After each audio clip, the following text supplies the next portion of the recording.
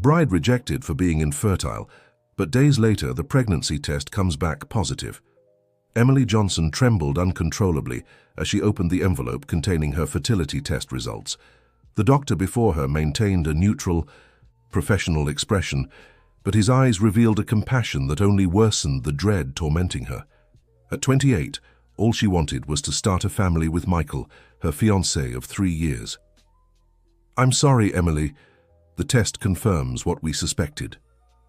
You have a condition that makes it nearly impossible to conceive naturally," said Dr. Williams, adjusting his glasses as he slid the papers toward her.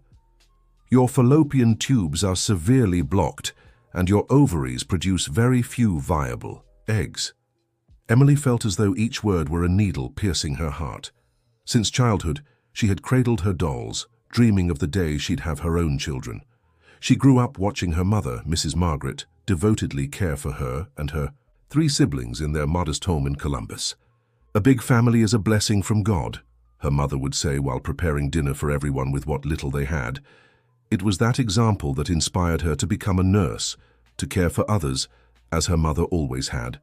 The pastel-toned walls of the New York City office, meant to convey calm, now felt like they were collapsing around her. Her delicate hands, which saved lives daily as a nurse at Mercy Hospital, now clutched a piece of paper that shattered her dreams. "Isn't there any treatment?" she asked, her voice choked, her green eyes brimming with tears. "There are treatments, but in your specific case, the chances are extremely low. Less than 5%, even with the most advanced procedures," the doctor replied, his voice softening. "You might consider other options, like adoption." "How much would it cost?" The question slipped out before she could stop it. Her nurse's salary barely covered her expenses in New York City, where she had moved 5 years ago for better opportunities. The doctor mentioned a figure that made her stomach drop even further, nearly an entire year's salary. "We can discuss payment plans if you'd like to consider treatment," Dr. Williams offered, noticing her discomfort. I'll think about it," she replied automatically, folding the report with trembling hands. Emily barely heard as she tucked the results into her bag. Her thoughts were with Michael, whose traditional family from Pennsylvania valued lineage so deeply. He had insisted on this test before their wedding, scheduled for 3 months later. "Just a formality," he had said, "so we can plan our life together." To everyone else, their relationship had always seemed perfect. They'd met at Mercy Hospital when Michael, then a cardiac surgery resident, asked a new nurse for guidance on unit protocols. A shared glance, a coffee after their shift, and soon they were in love. For 3 years, they built dreams together. Michael came from a traditional Savannah family, owners of a mining company spanning 3 generations. The Harrisons were known not just for their wealth, but for their obsession with family lineage. On the rare occasions Emily visited their home, she felt silently judged by Mrs. Victoria, who scrutinized her every move like an appraiser examining goods. "How many children do you plan to have, dear?" Mrs. Victoria had asked during a Sunday. Lunch months ago. The Harrison mansion needs children's voices again. Leaving the Upper East Side office, Emily tried calling Michael several times, but every call went to voicemail. A light rain began to fall, matching the tears she could no longer hold back. She took a taxi to the apartment they shared in Chelsea, praying he would already be home so they could face this together. The taxi inched forward through the chaotic traffic of New York City. Emily watched through the window as luxurious buildings and hurried people on the sidewalks passed by, all living their normal lives while hers crumbled. She remembered her last conversation with her mother the previous week. "Sweetheart, this fiancé of yours, are you sure he's the right one?" Mrs. Margaret had asked, always intuitive. "You seem different when he's around, less like yourself." Emily had brushed off her mother's concern. "It's just wedding nerves, Mom. Michael is wonderful." Now, alone in the taxi with the devastating news weighing on her chest, her mother's words echoed disturbingly. When the taxi stopped in front of the elegant building where they lived, Emily noticed something odd. In the lobby, 2 suitcases, her suitcases, were stacked beside the doorman, who looked embarrassed. Her heart raced as she paid the fare and hurried out. "Mr. George, what's going on?" she asked the doorman, who avoided her gaze. The man who had always greeted her with a kind smile now seemed deeply uncomfortable. George had worked in the building for over 20 years and knew all the residents' dramas. He had helped Emily carry her moving boxes when she first arrived, stored the flower deliveries Michael occasionally sent, and discreetly offered her a tissue the day she returned in tears after a particularly difficult argument with her fiancé. "Ms. Johnson, Mr. Michael asked me to leave your things here. He said you'd know why," the man replied, visibly uneasy. "I'm really sorry. If you need anything." The offer hung in the air. What could he do after all? He was just the doorman, and Michael paid most of the rent for the luxurious apartment. As if summoned by his words, Emily's phone buzzed. A message from Michael. "My mother told me she called the clinic. I know the results. I can't marry someone who can't give me children. I'm sorry." Emily's legs weakened. She had to lean against the wall to keep from falling. Mrs. Victoria, Michael's mother, had always treated her with disguised coldness. Now she understood the reason for the insistent questions about when they'd have children, about the importance of upholding the Harrison family tradition. "Are you okay? Should I call someone?" Mr. George asked worriedly. "No, thank you," she replied automatically, the words coming out mechanically as her mind struggled to process the betrayal. "Could you call another taxi, please?" While she waited, she sat on one of the lobby benches, her legs unable to hold her up. The pain she felt was physical, as if something were tearing her chest apart from the inside. The suitcases beside her seemed to mock her, 3 years of a relationship reduced to 2 pieces of luggage. Inside one was the wedding dress she had bought weeks earlier. A simple yet elegant design she'd found in a small shop in Williamsburg, very different from the lavish dress Mrs. Victoria had insisted she try on, with imported lace and an exaggerated train. "A Harrison doesn't marry in just any rag," her future mother-in-law had said, with that smile that never reached her eyes. Emily had chosen the simpler dress not just because of her limited budget, but because it resembled the one her mother had worn at her wedding, carefully preserved in a mothball-filled box in the closet of her childhood home in Columbus. Now that dress and the memories it carried were tossed into a suitcase in the lobby of a building she'd never enter again. With nowhere else to go, Emily gave the taxi driver the address of her best friend, Jessica, an elementary school teacher, who lived in a small apartment in Williamsburg. On the way, she tried calling Michael again, but now his number had blocked her. She sent messages that went unanswered until a call came in, Mrs. Victoria.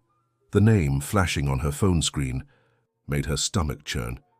Part of Emily wanted to ignore it, to let the call go to voicemail just as Michael had done to her, but a desperate need to understand, to confront the situation, made her answer.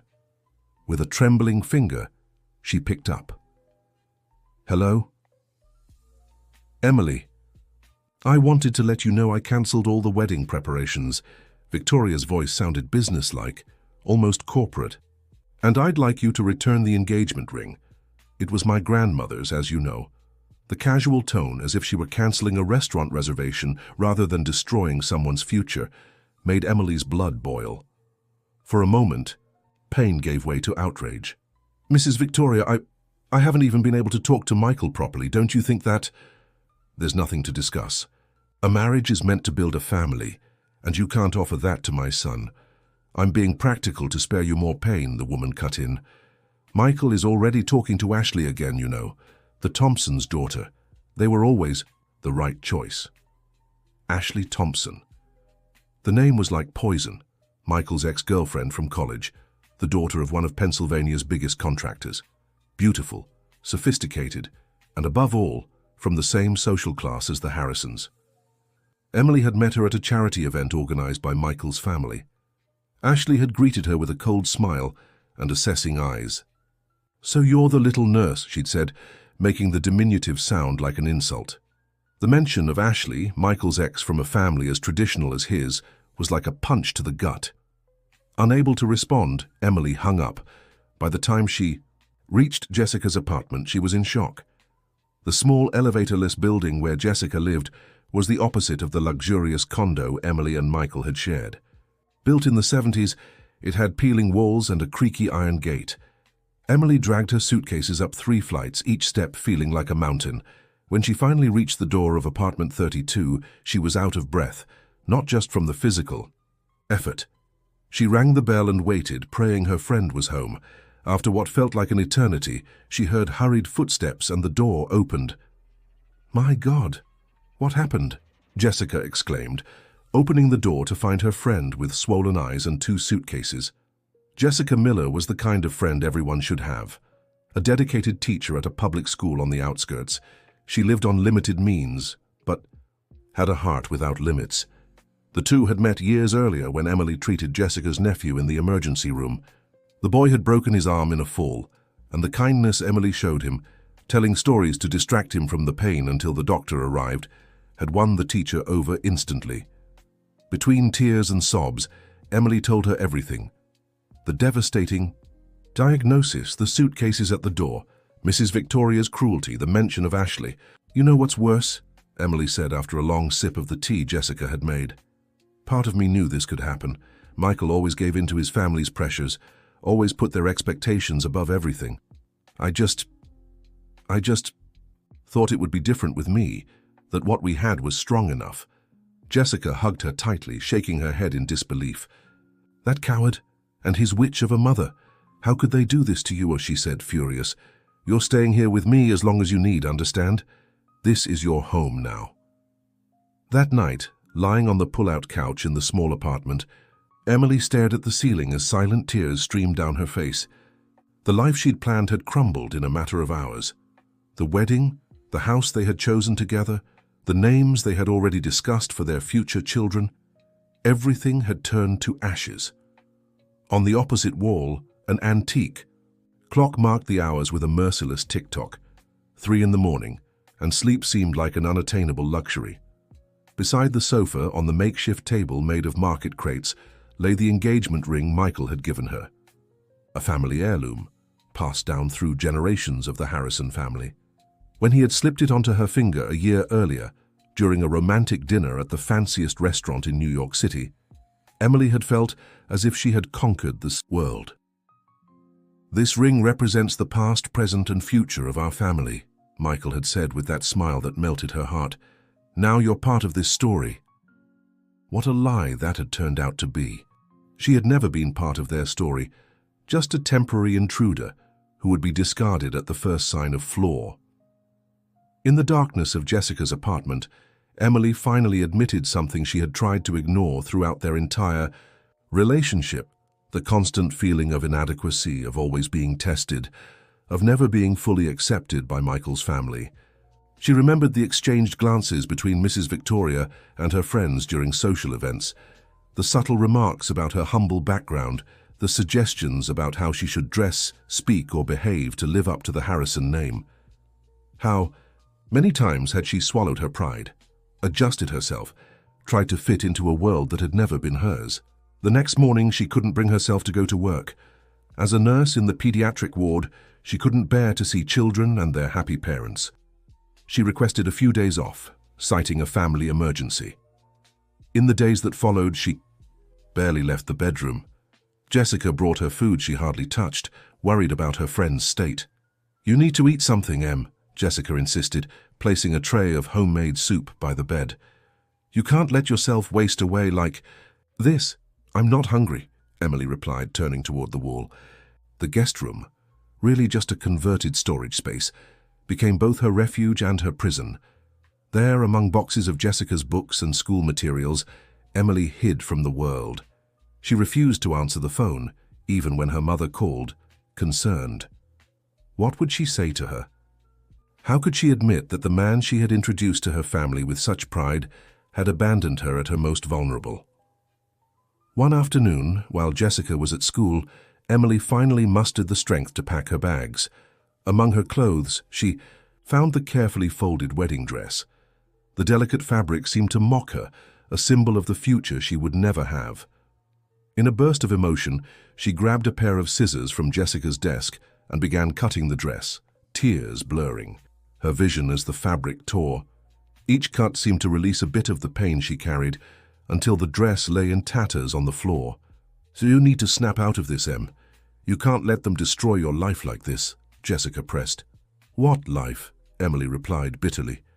I always dreamed of having children, of being a mother. Now I find out I can't, and I lost the man I loved on the same day. The man you thought you loved, Jessica corrected. Someone who abandons you like that doesn't deserve your love. Jessica's words, though harsh, held a truth Emily wasn't ready to accept. In the rare moments she could think clearly, she knew her friend was right. What kind of love was that? Conditional on her ability to reproduce. What kind of man left the woman he supposedly loved without even a conversation, a chance to process the news together? But reason did little to ease the pain of rejection.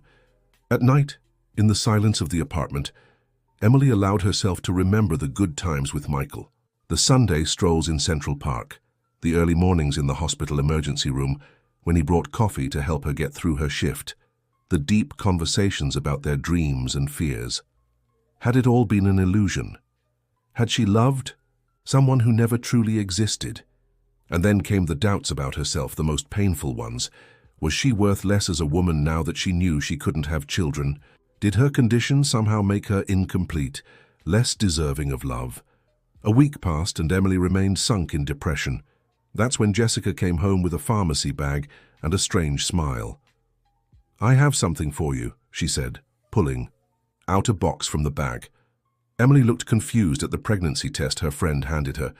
Is this some kind of cruel joke? She asked, hurt. It's no joke. You've been vomiting every morning for 3 days, your breasts are swollen, and yesterday you cried because we ran out of cheese. You don't even like that much, Jessica explained. I know the doctor said it's nearly impossible, but nearly isn't completely. Jessica had always been observant. As a teacher of young children, she'd developed a keen eye for noticing subtle behavioral changes. But this time her theory seemed too absurd. This is ridiculous, Emily protested, but something inside her flickered, a spark of hope she immediately tried to smother. The symptoms are probably just stress. Then take the test and prove me wrong, Jessica challenged, crossing her arms. Emily examined the box in her hands. The possibility was so remote, it felt cruel to even entertain hope. Still, a part of her, the part that had always dreamed of cradling a child in her arms, couldn't simply ignore the suggestion. Reluctantly, Emily took the box and went to the bathroom. She followed the instructions mechanically, certain it was only to prove her friend wrong. She set the test on the sink and stared out the window, counting the seconds. The small bathroom, in Jessica's apartment, had a window overlooking an inner courtyard, where an old hose lay tangled, defying the city's concrete. Emily found herself watching the birds perched on the branches, free and carefree. What would it be like to have that freedom again?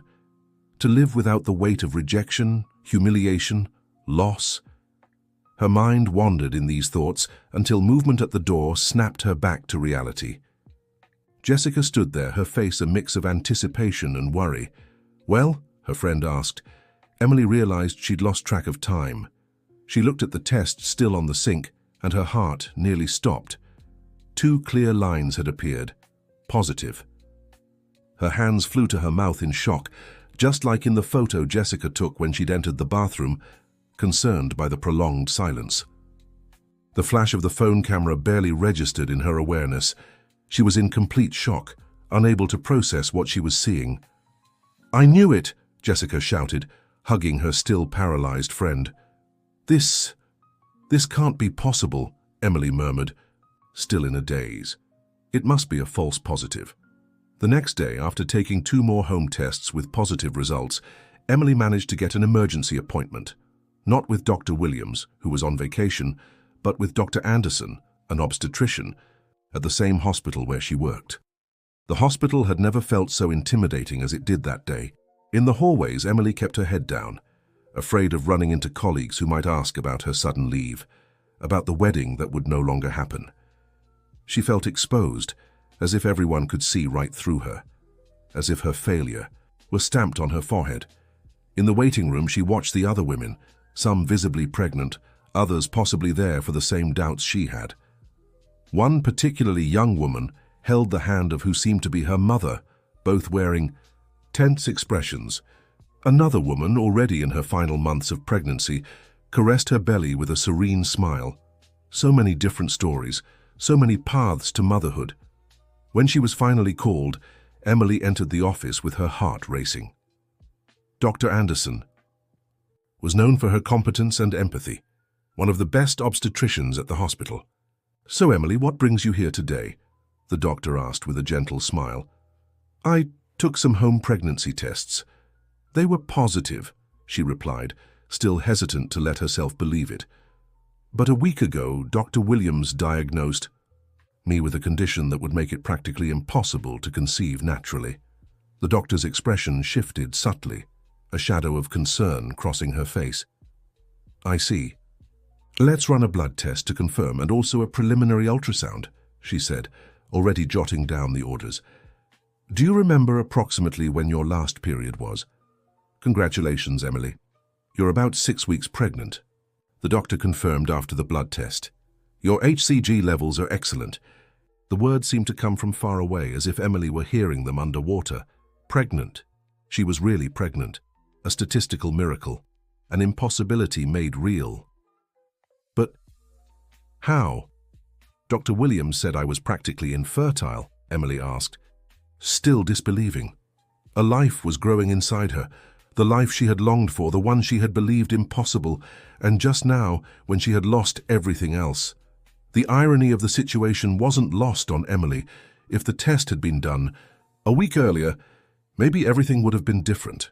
Michael would still be by her side, celebrating the news, planning their future together. Dr. Anderson asked to see the previous test results and frowned as she reviewed them. Something isn't right here. I'll have these tests redone. Based on your current ultrasound, your tubes don't show the severe blockage described in this report." The doctor seemed genuinely confused as she compared the results with what she saw on the ultrasound screen. "Look here," she pointed to the screen. "Your tubes are perfectly clear, and here," she moved the transducer slightly, "we can see your ovaries producing follicles normally. Nothing in this image matches the diagnosis you received." A mix of relief and anger swelled inside Emily. If there had been a mistake, if the diagnosis had been wrong from the start. "I'll contact the lab," Dr. Anderson continued, her voice now more serious. "This is very serious. In the meantime, let's focus on this pregnancy. You'll need folic acid supplements, and I'd like to schedule another appointment in 2 weeks. Dear listener, if you're enjoying the story, don't forget to like and especially subscribe to the channel. It helps us a lot as we're just starting out." Now continuing, 2 days later, Emily received a phone call from the lab that had conducted her fertility tests. "Miss Johnson, we'd like to inform you that there was an error in issuing your report," said the tense voice. On the other end of the line, "There was a mix-up in the results. We're contacting all affected patients." The man spoke with rehearsed formality, clearly following a script prepared for crisis situations. Emily gripped the phone so tightly, her fingers turned white. "A mix-up?" she repeated, feeling a surge of both relief and anger. "Do you have any idea what this mistake has done to my life?" Her voice broke on the last word. How could she explain to this anonymous employee that this error had destroyed her relationship, her future, her dreams? How could she quantify the emotional damage, the suitcases by the door, Mrs. Victoria's coldness, Michael's silence? "We understand your frustration and sincerely apologize. We'd like to reschedule new tests, free of charge and—" "Frustration?" interrupted Emily, her voice rising. "I lost my fiancé, my home, my peace of mind because of this mistake. And you call this frustration?" There was an uncomfortable pause on the other end of the line. "Miss Johnson, we understand the gravity of the situation. Our board would like to schedule a meeting to discuss appropriate compensation. If you prefer, we can forward the case directly to our legal department for—" Emily hung up the phone, trembling. A mistake. A simple bureaucratic error had destroyed her relationship and turned her life upside down. And now, ironically, she was pregnant with a man who had abandoned her because he believed she couldn't have children. "Are you going to tell him?"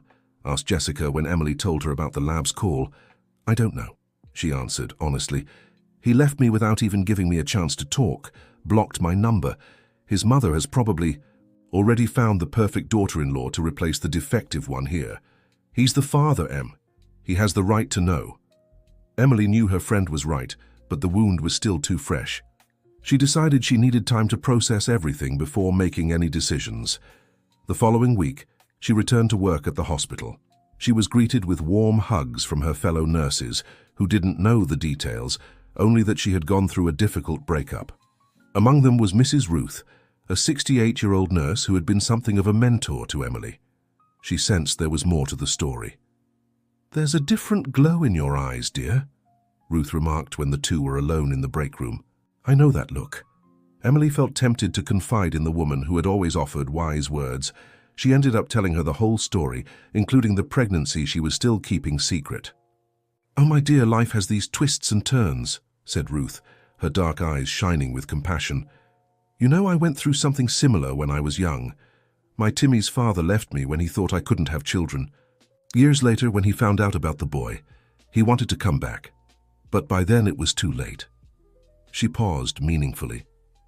Or maybe it wasn't. Who knows? Sometimes our hearts forgive things our minds say are unforgivable. "Mrs. Ruth's," words echoed in Emily's mind. She was about to respond when her phone rang. An unknown number. She answered hesitantly. "Hello? Emily? It's Michael." The world seemed to stop for a moment. The voice she had once loved now sounded strange, almost like a stranger's. "How did you get this number?" was all she could say, her heart racing. "I called the hospital. Said it was an emergency," he explained, sounding nervous. "We need to talk, Emily, please." "Now you want to talk? After blocking me? After having the doorman hand over my things? After letting your mother handle everything?" "Please," his voice cracked. "I found out about the lab's mistake. I've been trying to reach you for days. I traveled to New York City just to see you." Emily looked at Mrs. Ruth, who nodded encouragingly, even though she didn't know who was on the phone. "I'm at work now. Maybe we can meet later. At the cafe near the hospital at 5, she finally said, not wanting to have this conversation in Jessica's apartment or anywhere private. "I'll be there, thank you, Em." The rest of the day passed in a blur. Emily could barely focus on her patients, her mind filled with possible scenarios for their meeting. Should she tell him about the pregnancy? Should she forgive him? Would she even be able to look him in the eye without crying? At 5 sharp, she walked into the Broadway cafe, a busy place where she'd feel safe. Michael was already there, sitting at a table in the back. When he saw her, he stood up immediately. He looked thinner, with visible dark circles under. His eyes, his once clean-shaven face, now sporting stubble. "Thank you for coming," he said, pulling out a chair for her. "What do you want, Michael?" she asked bluntly, refusing the gesture and pulling out her own chair. "To apologize," he answered, his voice cracking. "I know I don't deserve it, but I at least have to try. What I did was cruel, cowardly, inhuman," she finished for him. "Abandoning me at the hardest moment of my life, without even giving me a chance to process the news. All that and more," he agreed, lowering his head. "I have no excuses, Emily. When my mother told me about the test results, I panicked. You know how she is, how my whole family is about heirs. They'd been pressuring us since we announced the engagement. So the problem was never that I couldn't have children. The problem was what your family would think," she realized, feeling a sharp pain in her chest. "No. Yes. I don't know," he stammered. "Maybe I used it as an excuse because I was scared myself. Scared I wouldn't be the man you deserved. Scared of disappointing you. When I got the results, it felt like confirmation of my worst fears." Something in the sincerity of his confession touched Emily, but she held firm. "And now that you know it was a lab error, now that you know I can have children, you've decided I'm worthy of the great Michael Harrison again?" "That's not it," he protested. "When I found out about the mistake, I realized how stupid I'd been. I saw I might lose you forever because of a stupid fear. Even before I knew the truth, I already regretted it, but I didn't have the courage to reach out. And what changed? I broke up with Ashley," he said, seeming ashamed to even mention her name. "Truth is, we never really got back together. My mother set up a dinner, invited her family without telling me. It was awful. I realized I was about to make the same mistake again, letting others decide my life." Emily studied the man in front of her. He seemed genuinely remorseful, a far cry from the confident, decisive Michael she knew. For a moment, she wanted to tell him about the baby, but something held her back. She didn't want him returning out of obligation. "I need time, Michael," she finally said. "I don't know if I can trust you again." "I understand," he replied, visibly disappointed, but nodding. "Can we at least stay in touch? Maybe have lunch together sometimes as friends?" Emily considered it. Part of her wanted to send him away, to protect her heart and her baby from more pain. But another part, the part that still loved him, that knew people make mistakes, wanted to give him a chance. "As friends," she agreed at last. "For now." The relief on his face was palpable. They talked a while longer, exchanged new phone numbers. When Emily left the cafe, she felt strangely lighter, as if a weight had been lifted. She hadn't fully forgiven Michael, but she'd opened a door. The next day, she received a bouquet of daisies, her favorite flowers, with a simple note. "Thank you for the chance, M." Weeks passed, and Emily and Michael gradually rebuilt some semblance of a relationship. They had lunch occasionally, exchanged messages. He seemed genuinely interested in her life, her work, never pushing for more, respecting the space she'd asked for. Meanwhile, her pregnancy progressed. By the 3rd month, the small bump was becoming noticeable. She wore looser clothes at work, and only Jessica and Mrs. Ruth knew her secret. She knew she couldn't hide it much longer, and the need to tell Michael grew more urgent. It was Mrs. Ruth who finally confronted her. "When are you going to tell the father?" she asked bluntly as they organized medications at the nursing station. "I'm waiting for the right moment." "There's no right moment for this kind. To have news, my dear. There's only the necessary moment, and it has already come." That evening, Emily decided it was time. She invited Michael to dinner at Jessica's apartment, who tactically planned to be away. She prepared a simple meal, dressed carefully, choosing a dress that didn't entirely hide her condition. When he arrived, with a bottle of juice and another bouquet of flowers, his eyes immediately noticed the small bump on her belly. He froze, in the doorway, his jaw dropping. "Are you pregnant? 4 months?" Emily confirmed, watching his reaction closely. "It's yours." Michael stepped inside and closed the door behind him, still in shock. 4 months, so you already knew when we met at the cafe?" "I found out a week after you left me," she replied, keeping her voice calm. "Irony of fate, isn't it?" "Why didn't you tell me sooner?" he asked, a mix of emotions crossing his face. "Because I didn't want you to come back out of obligation. Because I needed to be sure you'd really changed. Because I was afraid," she admitted. Michael took a few hesitant steps toward her. "May I?" he asked, reaching toward her belly. Emily nodded, and he gently touched the small bump. Something in his eyes shifted. It wasn't just shock now, but a kind of awe, of reverence. "I'm going to be a father," he murmured, as if the reality had just hit him. "Yes," Emily confirmed. "But I want to make one thing clear. I'm not telling you to demand anything. If you want to be part of this baby's life, you're welcome. If not, I'll understand. What I won't accept is indecision. This child deserves stability." "I want to be part of it," he said immediately, his gaze steady as it met hers. "I want to be there for every appointment, every ultrasound, every moment, if you'll let me." "As the baby's father," she clarified. "As the baby's father," he agreed, though his eyes said he hoped for more. The dinner that followed was surprisingly pleasant. They discussed practical arrangements, upcoming doctor's visits, plans for the baby. Michael seemed genuinely excited, asking questions, offering help. As he was leaving, he paused at the door. "My family," he began hesitantly. "They'll want to know." "I'm sure they will," Emily replied, tensing involuntarily at the thought of Mrs. Victoria. "Don't worry. Things are different now." "I'm different," he assured her, as if reading her thoughts. "I won't let them interfere. This is our family. You, me, and this baby." Those words touched Emily more than she expected. Our family. It sounded both strange and right at the same time. "Good night, Michael." "Good night, Emily," he replied, leaning in to kiss her cheek softly before leaving. After he was gone, Emily stroked her belly, feeling a mix of hope and apprehension. Could they really move past their history and build some kind of future, together for the baby's sake? The next day, she received a message from Michael. "I told my mother she wants to see you." Emily's stomach dropped. Meeting Mrs. Victoria was the last thing she wanted, but she knew it would be inevitable, eventually. After some hesitation, she agreed to an afternoon tea that weekend.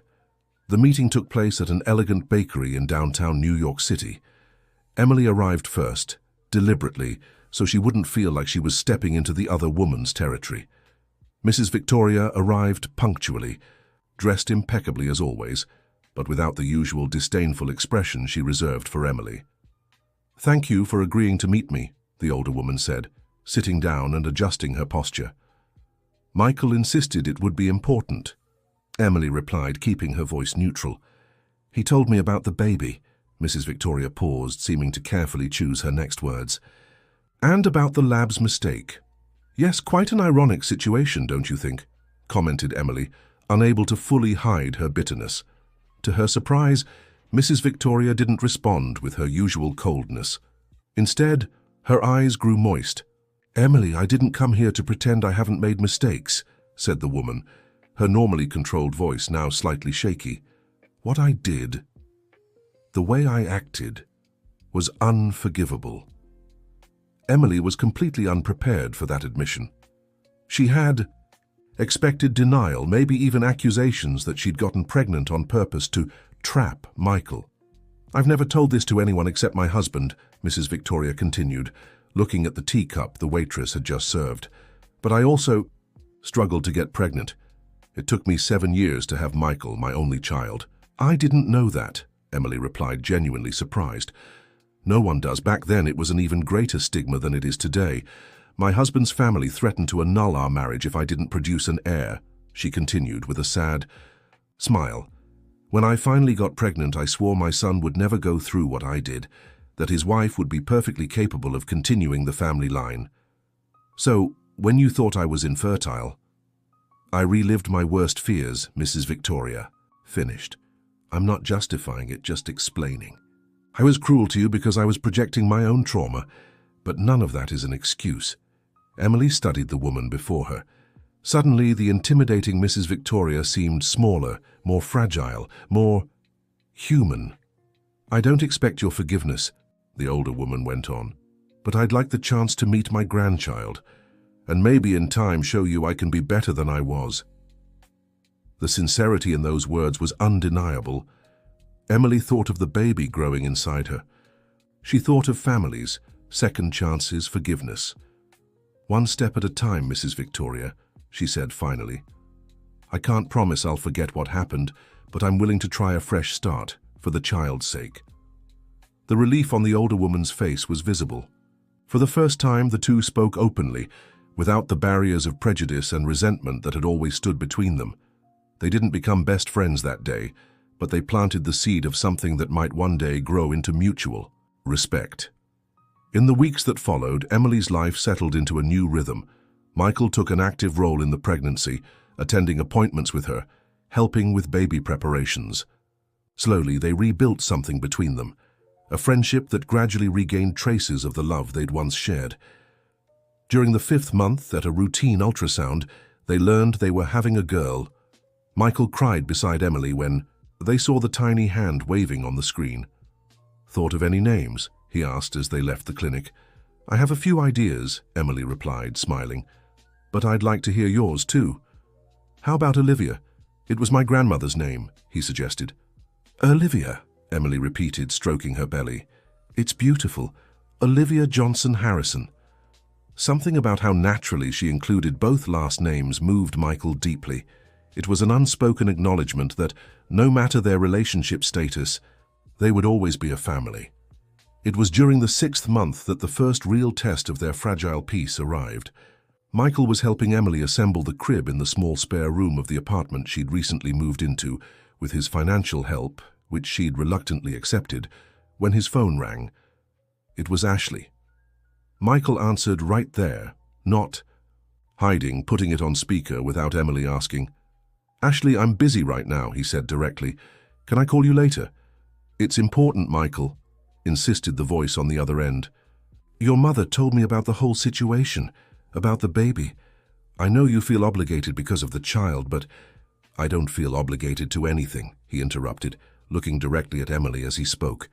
"I'm exactly where I want to be, with whom I want to be. I'm sorry if that hurts you, but there's nothing left to discuss between us. She trapped you with this baby, don't you see?" Ashley's voice now sounded desperate. "Everyone is talking about it.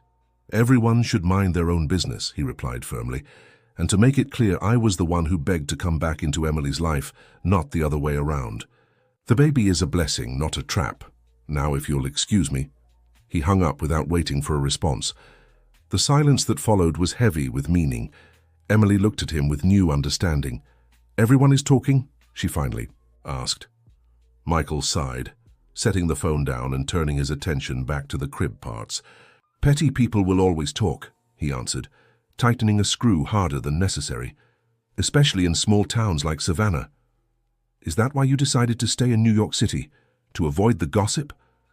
"No," he replied, stopping what he was doing to look directly at her. "I decided to stay in New York City because this is where you are.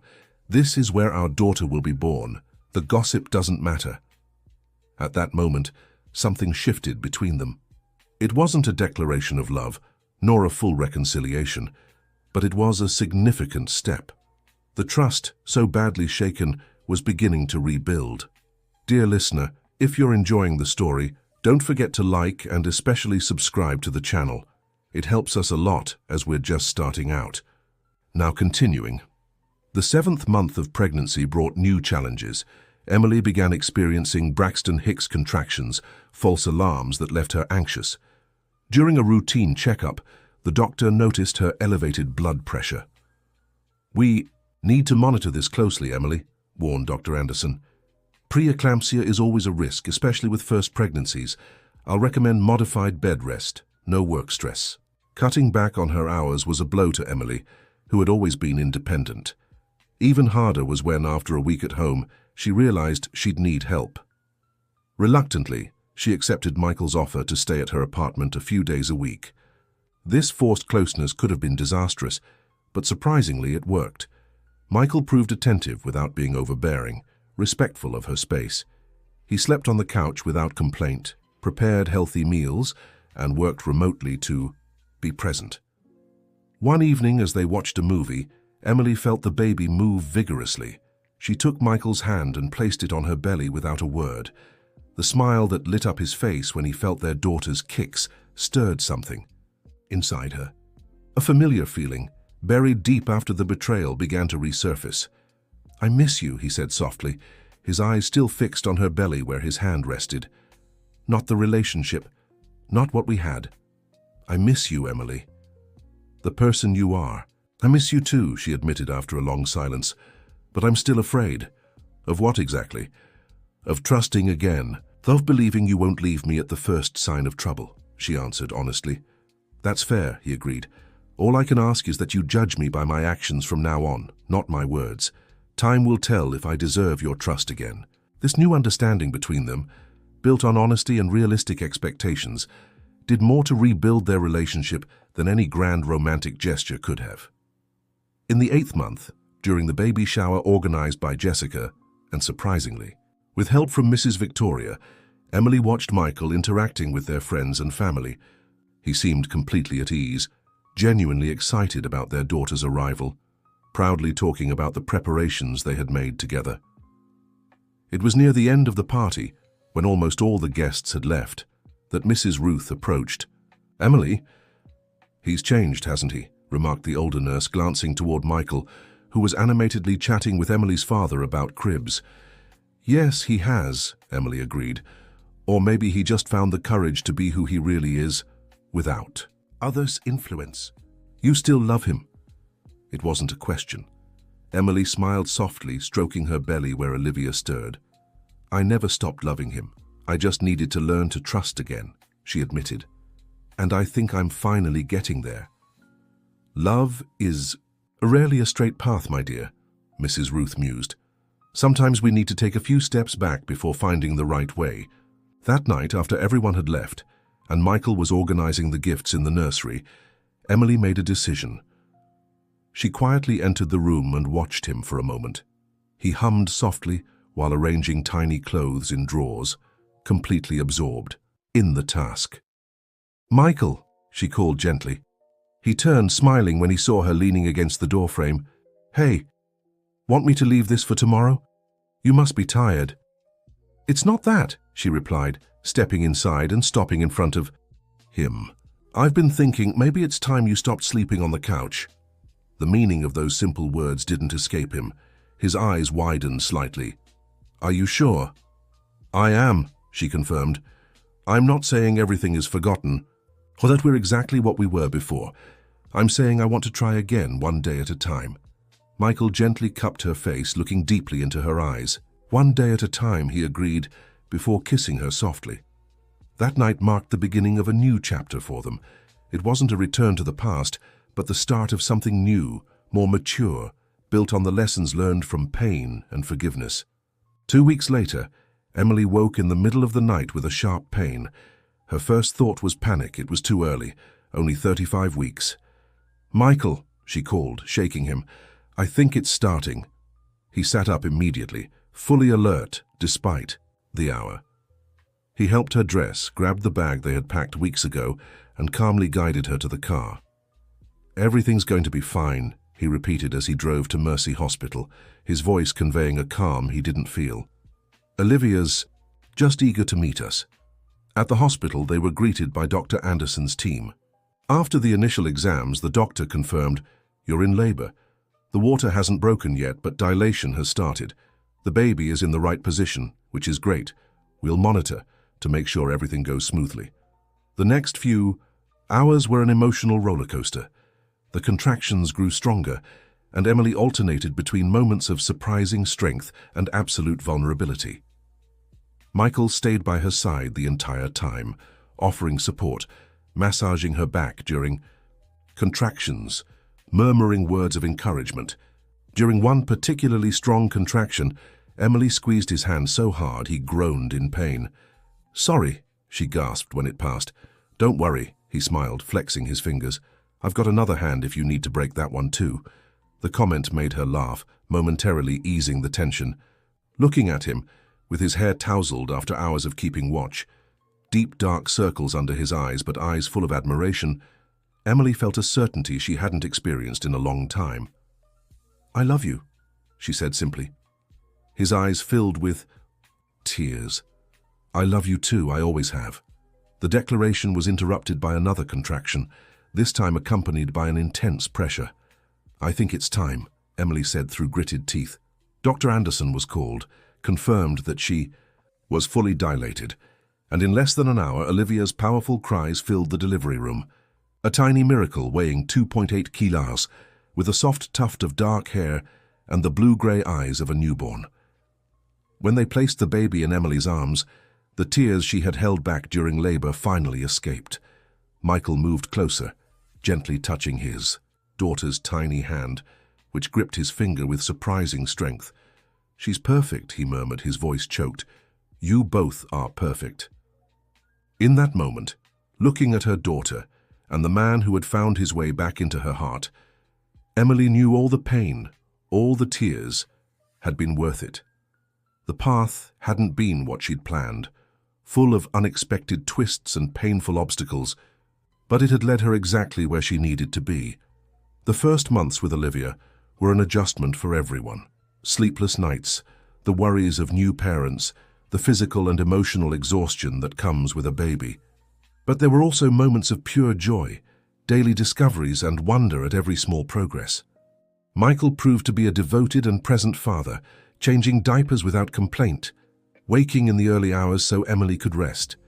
Mrs. Victoria, to everyone's surprise, became a doting grandmother, visiting regularly and offering genuine, unintrusive help.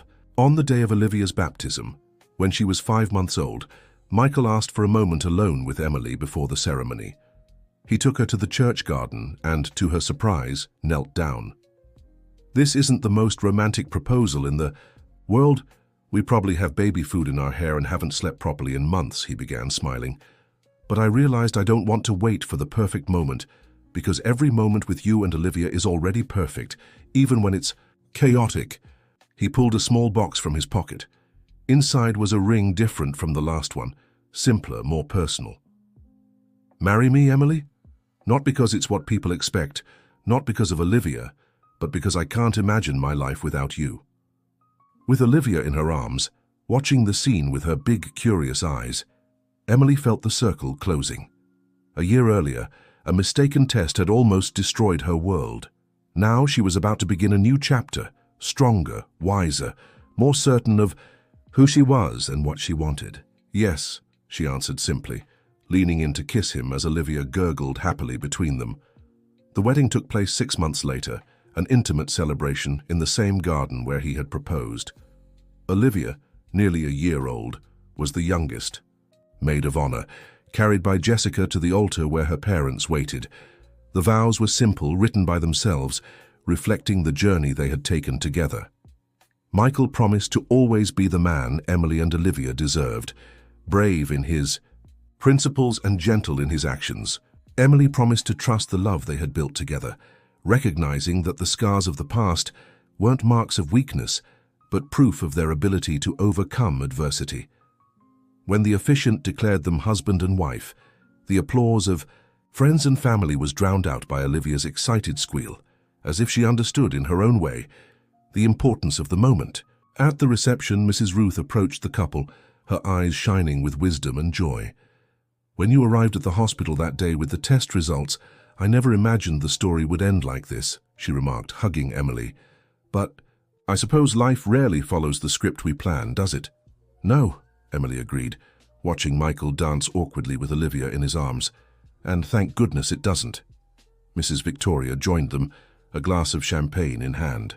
To family, she proposed, raising her glass. Not the one born from blood or others' expectations, but the one we build with love and daily choices. The three women toasted, each reflecting on their own journeys, their own definitions of family and happiness. Later that night, when all the guests had left and Olivia had finally fallen asleep, Emily and Michael stayed on the porch of the small house they'd bought together, gazing at the stars of New York City, partially hidden by light pollution. I'm glad that test was wrong, Michael said, embracing her from behind. I'm glad you found the courage to come back, she replied, leaning into him. Did you know I believe in fate? He laughed against her hair. Because sometimes I think everything happened exactly as it should have. If it weren't for that mistake, for that painful separation, maybe we'd never have discovered how strong we are, how much we truly love each other. Emily turned in his arms, looking at the man, who had learned hard lessons and grown through them.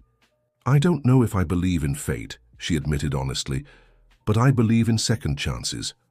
I believe in forgiveness, and I definitely believe in us. The kiss they shared under the stars sealed not just their wedding night, but the promise of a future built on stronger foundations than before. A future where past mistakes weren't forgotten, but transformed into lessons, where love wasn't a fragile emotion but a daily choice, renewed with every challenge faced together. Olivia would grow up knowing this story, not as a fairy tale, but as a testament to how true love can be tested, broken and rebuilt, emerging stronger from the trials. She'd learned that families aren't defined by perfection, but by perseverance, by difficult choices made with courage, by forgiveness offered generously. And when, many years later, Olivia announced her own pregnancy, Emily would remember that moment of shock and joy when she'd looked at her positive test. She'd share with her daughter not just the joy of the motherhood to come, but also the wisdom earned through tears and laughter, that life is rarely what we plan, but often exactly what we need. End of story. Dear listener, if Emily and Michael's journey touched your heart, share in the comments which moment moved you the most. Was forgiveness the right decision? Don't forget to leave your like and subscribe to the channel for more stories celebrating the resilience of true love.